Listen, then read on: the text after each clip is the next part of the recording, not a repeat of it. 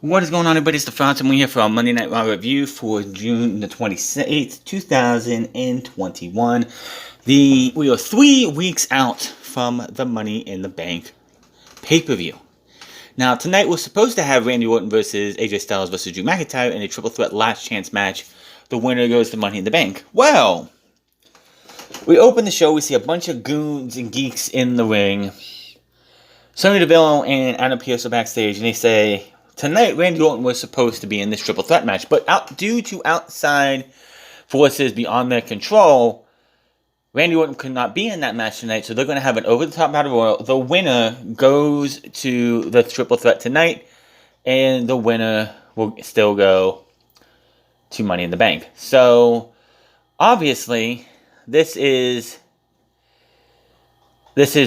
code for Randy Orton probably had some kind of COVID scare over the week or something. I haven't seen anything online about him being out, but clearly he might have got tested today, or something had happened because he wasn't here, and Matt Riddle was taking So basically what happened is Matt Riddle came in his scooter and says, I had this letter for you from Randy. You need to read it. They read it off. Pretty much it's Matt Riddle's handwriting trying to cover for Randy Orton why he's not there. So Matt Riddle comes up with this idea. How about I get in this battle royal. If I win, I go to the triple threat tonight. If I win that, Randy Orton gets in the match. Adam Pearce is about to just shoot us off like, nah, that's not going to happen. But Sonya Deville's like, you know what? I'm inclined to say yes. Adam Pearce then agrees, says you better get to the ring. Riddle goes to the ring. We have ourselves a battle royal, which, if you took one thing away from this battle royal, I want to see an actual one-on-one match between Matt Riddle and Damian Priest. Damian Priest made his return to Monday Night Raw in this match. Just the back and forth between those two. Hell, Damian Priest had a back and forth with Jinder Mahal where it actually made Jinder Mahal look decent. That's the crazy shit. He made Matt it look like that was definitely yep. It definitely was something that's like, wow, they actually can make somebody can make Jinder Mahal look decent.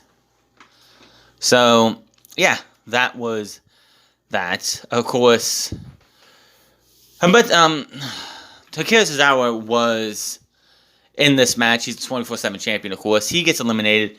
Drew Gulak, who was originally eliminated first, comes over and pins him, wins the 24/7 championship. R-Truth, who got eliminated, then takes it back from Dexter Gulak, pins him with the 24/7 title. Tozawa gets on the apron, runs over and cannonballs off, taking out R-Truth, winning the 24/7 championship. So that's your 24/7 shenanigans. We haven't seen that in over a month, which I was really, really hoping we would never see again, but this is WWE. Omos comes down during this match. He grabs both Viking Raiders and pulls them both out. Throws one against the barrier, one against the LED board on the ring post, so you get the LED board flashing and turning off as if it was broken. So, this wasn't a terrible battle royal. Of course, you knew when Matt Riddle was put into this match, who was winning this match. You knew it. And Matt Riddle wins by him and Damian Priest have a fun mid-match, towards the end match, beating the shit out of each other. I want to see these guys in an actual match. Riddle with the triangle over the top rope, more back and forth, now battling on the apron. Riddle goes up and ends up eliminating him for the big win. So Matt Riddle will be in the main event, which was a very long main event, later tonight, as he will take on Drew McIntyre and AJ Styles. The winner goes to Money in the Bank. And surprise, surprise, who wins that match? It's not really a surprise to anybody who's been paying attention because WWE lacks creativity. And I know I'm not the only one who's getting tired of a certain someone being on top every single motherfucking week. But more on that later. So, yeah. Again, there's some things in this match that was like, yeah, I definitely want to see. They definitely made Jinder Mahal look decent in this match. That's all I can really say about that. And more Matt Riddle and Damian Priest, but don't make it like a 6 week in a row feud where they wrestle each other back to back times. We see it happening between Shayna Baszler and Alexa Bliss. Baszler, Nia Jax, and Reginald are backstage. Baszler mentions how she's going to give Nikki Cross a hard dose of reality, then sends Bliss to join her stupid doll, Lily, in the extended timeout. They walk off to see Bliss standing there watching on from the background. Jackson America is backstage beating his level strap on the production case. Back to commercial break. Back from break, and we see what happened earlier with the Battle Royal. Kevin Patrick is backstage with the tag team champions. AJ Styles ask him about him being in the match. He says, usually when you're supposed to do a job or come to have an opportunity like this, like Randy Orton has, and you don't show up for work, you lose that opportunity. It should be me and Drew McIntyre 1-on-1. I mean, I can't deny that that's valid reasoning because, but yeah, again, probably COVID related why Randy Orton is not here. And of course, you know how WWE thinks that they can't say COVID on TV because that's a bad word. That's bad. That'll make WWE look blindly stupid. And that's been going around a lot lately. Omos says he was scouting a competition for AJ when he attacked the Viking Raiders. The Viking Raiders, we see footage of the Viking Raiders interfering in the ring last week as Ricochet defeated AJ Styles in the Money in the Bank qualifier. AJ says Patrick is trying to give Omos grief for the same thing Eric and Ivo did last week. AJ goes on and says he has the advantage tonight, and when he has the advantage, he is phenomenal. AJ Styles, he will win the Money in the Bank to become WWE Champion once again. While that happens, he and Omos will continue to defend the titles to everyone he wants, including those stinky Vikings. Ugh. Nikki Cross is backstage in her superhero getup, which, by the way, I'm sure I wasn't the only one thinking this. We all thought this was a Vince McMahon idea. We all probably thought this is Vince McMahon doing something to give Nikki Cross something to do, because if not, she would probably be the next one featured in Devon like her husband was last week. Well, no, this was actually her idea. So, we don't get crazy Nikki Cross, we get the Ash, the almost a superhero Nikki Cross. When she was cutting this promo and she said Ash, Nikki Ash, I wanted to throw up in my mouth. This is cringe as shit. This just goes to show you that Vince Russo and Vince McMahon are not the only ones who come up with bad ideas for professional wrestling. Superstars and wrestlers themselves can have very bad ideas. And it's just sad that Nikki Cross, which this is also sad because Nikki Cross, when her and Alexa Bliss were teaming together as Bliss Cross Applesauce, which I did not come up with the name, that was great for Nikki. That was something that Nikki needed, and that was a way to keep Nikki around. It was the best thing to happen to Nikki. Then they broke it up, didn't even really have a proper feud with each other. And then she just disappeared when they came over to Monday Night Raw. She had a couple matches here and there, but just disappeared. And she had to pitch an idea to do this goofy superhero type gimmick, which Vince McMahon is going to run with because it's goofy, it's ridiculous, it should not be on WWE television in 2021. Now, the thing of it is Nikki Cross could probably make this work, get over with the fans, I don't know. This is definitely something that I'm not a fan of. I don't give a shit about. But that's Nikki Cross. Nikki Cross is doing what she thinks she can do to do something, stay relevant, be on WWE television for a while. And hey, I can't fault her. I cannot fault her for coming up with something to get on TV. That's what you need to do sometimes. But this just doesn't jive with me at all. So she said she has a promo. She's all excited about becoming an inspiration for little kids, winning the Money in the Bank qualifying match, going to Money in the Bank, possibly winning that, possibly becoming Raw Women's Champion. Could you imagine Nikki Cross in a superhero getup holding the Raw Women's Championship? Yeah, me neither. She's just there because they didn't want to, because they are doing other things with Alexa Bliss and Shayna Baszler, and yeah. She's almost a superhero. Ash. So she takes on Shayna Baszler. They even called her almost a superhero, Nikki Cross. Good grief. So, I had a sneeze coming soon. I hate that one. It's like you gotta sneeze, but you don't. But so basically, Shayna Baszler wants to teach her a lesson for beating her last week with the help of Alexa Bliss. But, of course, halfway through the match, Alexa Bliss comes down, and I'm like, is this WWE trying to bring these two back together in different personas than the last time they were the tag team that won the tag team titles, I believe, twice? Because, yeah, no. Can we please just get Crazy Nikki and Alexa Bliss back to what Alexa Bliss was, put them back as a tag team, and have them be, because the women's tag team division needs something. Well, Nikki, like, Alexa Bliss takes down Shayna Baszler, not Shayna Baszler, but Nia Jax and Reginald, and that eventually helps Cross pull out a La Magistral Cradle for the pin in the win. So, not only is Shayna Baszler feuding with the doll and a crazy psycho woman, she's losing to somebody who wants to be a fucking superhero, or almost a superhero. Absolute ridiculousness. We see the video package of recent events between New Day and WWE Champion Bobby Lashley, including last week's Hell in a Cell loss with Xavier Woods. We go back to the ring, and out comes Kofi for the New Day to go head-to-head and face-to-face with MVP. No Lashley this week as he was on vacation. And we actually got the thing. Thank you, USA Network's YouTube account for putting this up. WWE and USA, I should say, but here is Kofi Kingston fired up like never before and drops MVP. There are certain moments in our lives that occur and they change us for the better or for worse. And I'm not sure how last week has affected me yet. Hearing my brother, my tag team partner, my best friend Xavier, screaming and writhing in pain, locked inside that cell with Bobby and MVP on the inside, me locked on the outside, unable to do anything for him.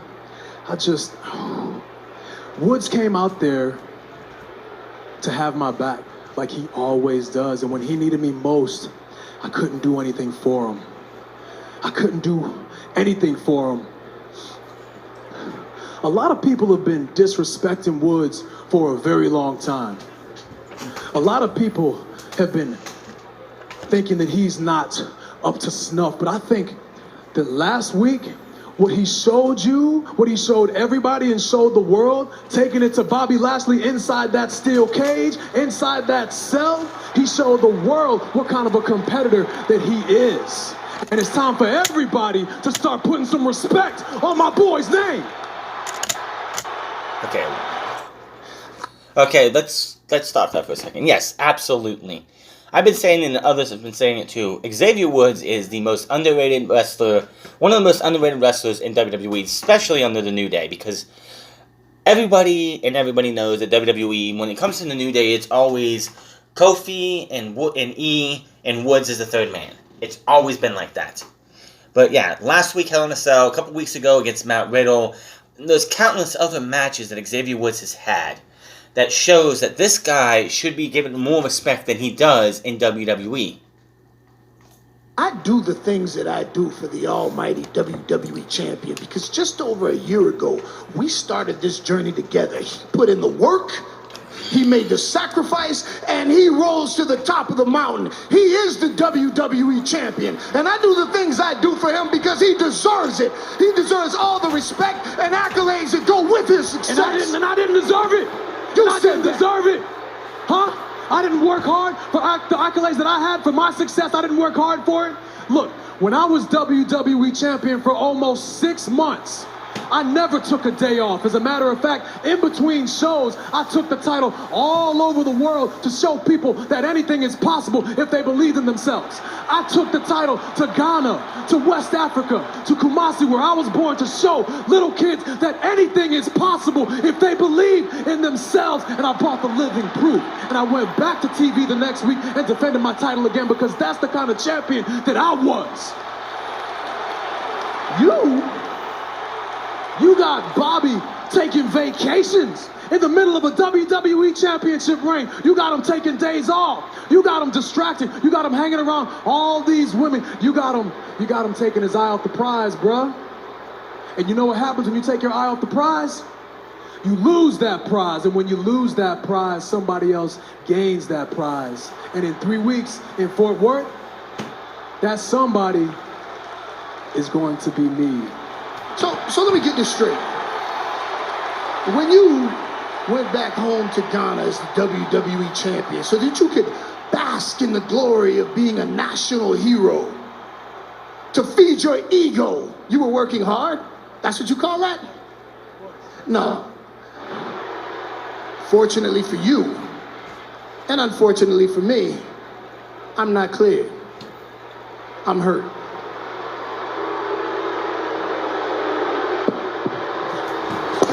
Test that out right now against MVP. Oh! It's about the trouble in paradise, and that is that. Of course, they cut a couple things out, nothing too big. But yeah, definitely a great exchange between those two. Definitely one of the best parts of the show. And we go from that fire promo segment to Asuka and Naomi versus Eva Marie and Piper Niven. Again, I will never again say that derogatory name that WWE put onto, again, Piper Niven. So we see what happens last week with these two. They lost the Money in the Bank qualifier to Asuka and Naomi. Kevin stops them backstage, and now Eva says Piper made a rookie mistake last week and was clearly overwhelmed with being at the forefront of the evolution. Piper looks on like she doesn't agree. Eva calls her poor. Looks at her. Doesn't look at her face to face. Looks at her. Just looks at her body and is like, poor thing. And she requested this rematch tonight so Piper can learn from her mistakes.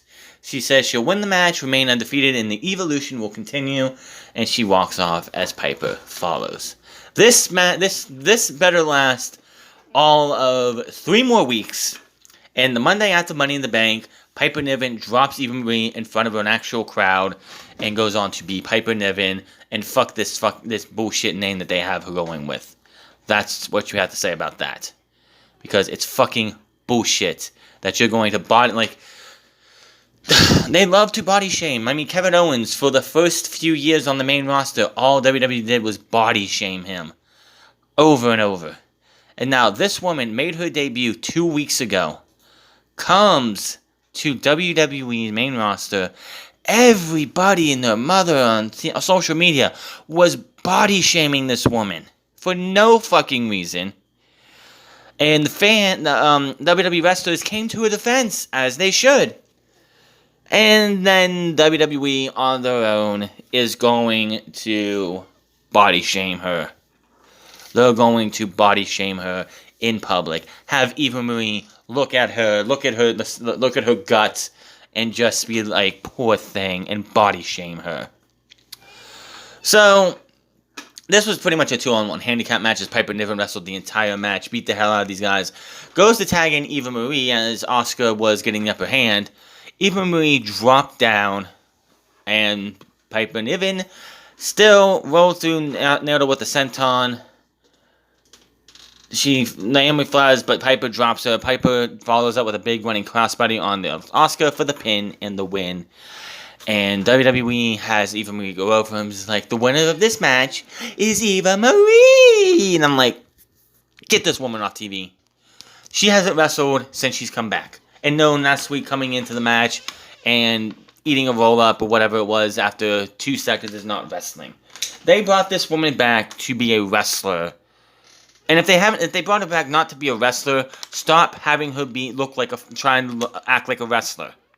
Be a manager to Piper Niven, and that's all you need to do. If not, get this worthless piece of garbage out of my fucking ring, out of the fucking show, and out of WWE. Plain and fucking simple. She is a waste of space and a waste of fucking time. Fuck off, Vince McMahon.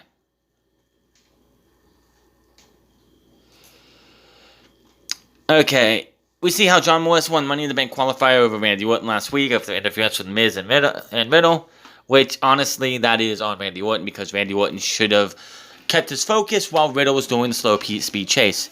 Sarah Strapper approaches Miz and Morrison backstage, asking Miz about Morrison about winning the briefcase for the first time in his career. He's moist just thinking about it. Ugh. Miz says he's going to win and cash in and be successful because he's going to be under my tutelage. I've won the Money in the Bank twice and cashed it in successfully twice. He's ranting and going on it, but Ricochet replaces Sarah Schreiber, and they have some words. Then he brings up the dripstick. Morrison has one just like it, but doesn't realize this is his. Ricochet ends up spraying him and then pointing it at Miz. Miz puts his hands up and then gets sprayed with the dripstick. Yada yada yada. We go to the match, and it's Ricochet versus John Morrison, and it's two really good wrestlers. Here's my problem with this: it's like I do not care about either one of these guys. I want to sit there and be excited about a John Morrison and Ricochet match, reliving the Lucha Underground days. But how can I be when Ricochet for months has been on main events or getting beat up by Sheamus or being destroyed by Mustafa Ali and his former Gang of Retribution and not being considered a serious player until Money in the Bank. And after Money in the Bank, he's going to go bye-byes again. And John Morrison has looked like a clown the entire year. So why should I care? But again, it was a pretty good match with a fucked up finish. So Ricochet goes and he knocks Morrison off the apron. Goes to do a tope. Morrison jumps out of the way, jumps over the barricade. So Ricochet sees this. Morrison gets on the barricade, just sitting there. Ricochet says, "Okay, motherfucker, I'm going to show you what I can do." Gets up, springboards off of the fucking ropes, onto Morrison, over the barricade. Both men are down, and they get counted out. So, pretty good match, dumb finish. But holy shit, Ricochet just trying to kill himself. We see a recent happens between Rhea Ripley and the Charlotte 9000. Charlotte is backstage with the Women's Tag Team Champions, talking about respect for the history of their business and having to take the lead. They go on taking shots at their opponents and are fired up for get payback tonight. The Charlotte tells them to get ready to show their opponents. Respect is not given, it's deserved. That is stupid. It's earned. Fucking dumbass. This match sucked as it was the Charlotte and the Women's Tag Team Champions taking on Rhea Ripley and the blonde team of pretty much the Blonde Bombers of Dana Brooke and Mandy Rose. The Blonde Sexy Muscle Friends, apparently. The match sucked. Barely paid attention to it. Wasn't worth my damn time. I cannot wait till this shit's over. Just get the title change over with. Have Rhea Ripley disappear. Honestly, I want a few things to happen in this match at Money in the Bank. I want WWE fans to boo these two women out of the building. Honestly, Rhea Ripley and the Charlotte do not mesh well at all. Just as I said it right now. Oh, and look at this. Oh, look at this. I'm going to have to talk about this in a second. But, Rhea Ripley, not really a strong, was not really strong on the mic in NXT. But NXT didn't have her talk all the fucking time. She was just a badass who went out there and kicked ass. And who cares about Dana Brooke and Mandy Rose and the Women's Tag Team Champions? The only two fucking teams that they have. You threw away Naomi and Lana, which was not really much of a team. You killed the Riot Squad. And these are the two teams going to be feuding over the Women's Tag Team title because Shayna Baszler and Nia Jax should be done soon. But I want the crowd to chant, "This match sucks. We want Becky," and to boo these women every time they do something. Because this match was terrible at Hell in a Cell. It's going to be terrible in front of live fans. And I want WWE to get the message that we don't want mediocrity. And it should be Rhea Ripley versus Shayna Baszler reliving their NXT rivalry from 2019. But WWE isn't going to do that because Shayna Baszler has to be treated like a big fucking loser. Now, speaking from earlier of Nikki Cross, WWE just so happened 9 hours ago to put one of the greatest women's matches in NXT history in Nikki Cross, and probably the greatest match in Nikki Cross's career, up on YouTube conveniently while Nikki Cross is trying to be this new superheroine, or this almost a superhero shit. They have the full match of Asuka versus Nikki Cross NXT Women's Championship last woman standing match. If you have not seen that match, you need to see that match. It is free. I might even do a free match Friday on there or something like that, or a Tuesday night free match or whatever, and go over that match because that match was fucking awesome. And I'm probably gonna watch it again because it's free to watch. But if you want to relive the glory days of Asuka and Nikki Cross for one 21 minutes and 33 second match, it's on WWE's YouTube page. Now, back to the show. Charlotte and her teams win. Don't really give a shit about this match. Charlotte gets attacked from behind by Ripley, who runs and hits a chop block. Flair, the Charlotte, doesn't even really sell it. She got hit with a chop block in the knee. Instead of dropping to her knees and playing and hurt and like rocking back and forth like my knee or something like that, she gets hit with the chop block, pops right back up and just hops around like she got a little boo-boo on her knee. Are you fucking kidding me? This is her fucking problem. She doesn't sell properly for anybody. Rhea came in, hit her in the back of the knee for a chop block.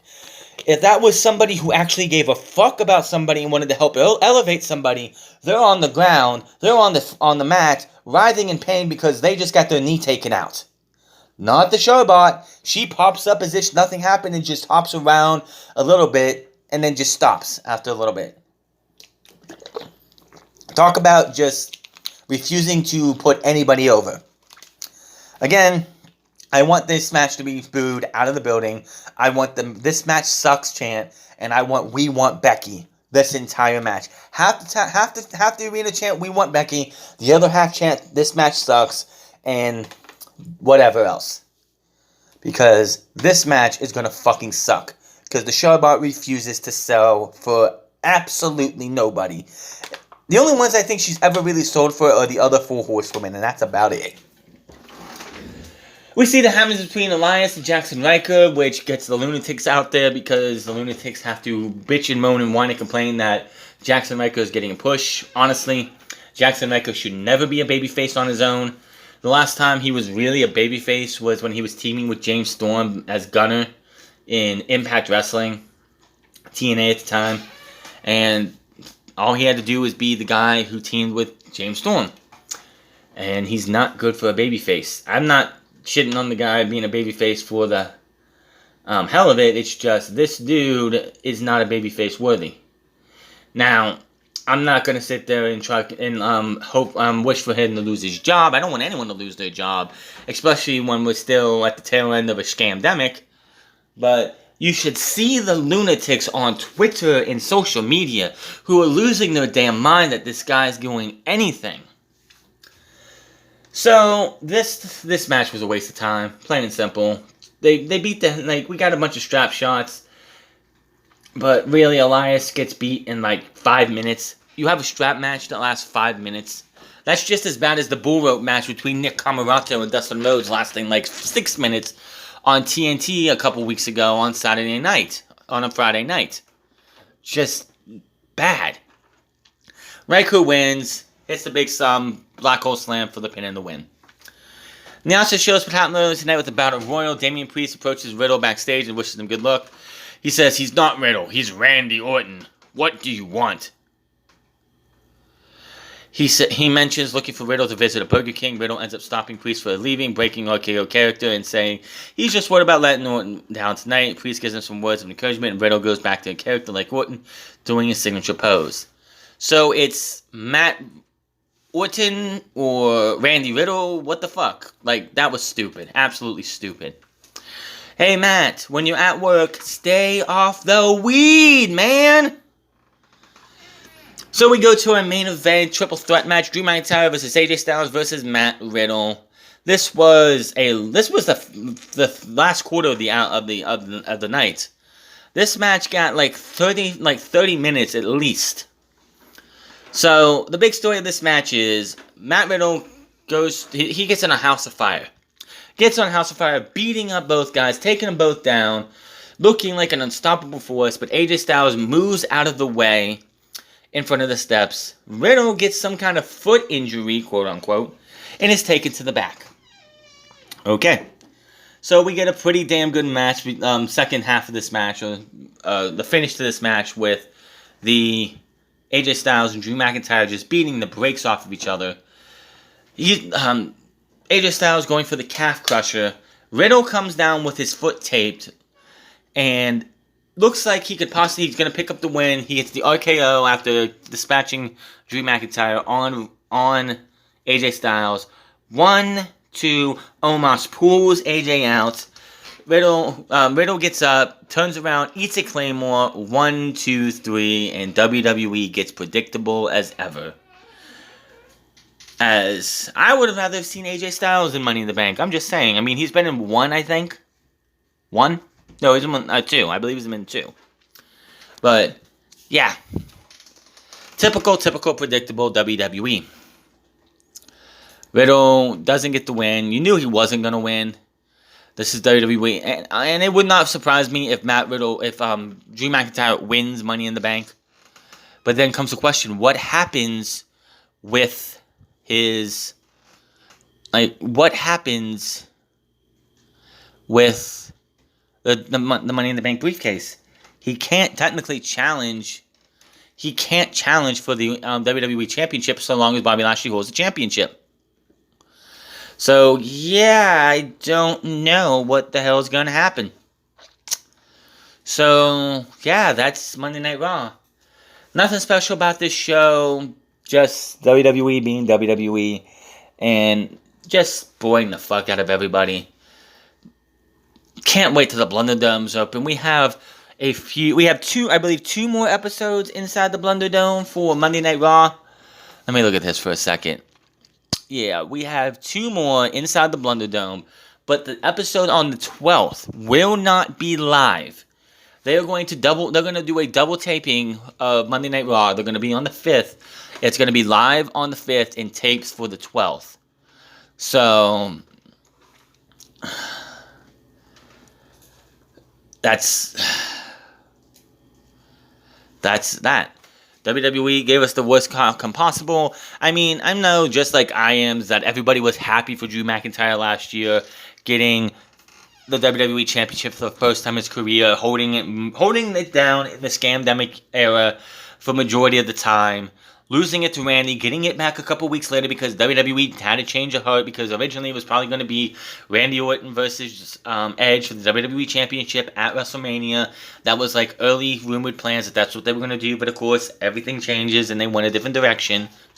And now, here you are, Drew McIntyre has been WWE Champion or in the WWE Championship picture, and it's going to continue to be at the top of the card. While guys like AJ Styles, which I know why AJ Styles didn't win. Like, hell, I would have rather had Matt Riddle win, but if Randy Orton couldn't be there because of COVID reasons, you don't know if he's going to be back in time for the pay-per-view, so that's why you did that. Who knows? We'll see what happens, but this is Monday Night Raw, and it fucking sucks. Hit that subscribe button, comment down below, like or dislike this video, find me on Minds at the France Club, find me on twitch.tv/The France Club, and find me on Instagram at The France Club, and I'll see you guys on Wednesday for the final episode of AEW Inside Daily's Place for hopefully at least a year. Until then, my name is The France, and I'll see you guys later.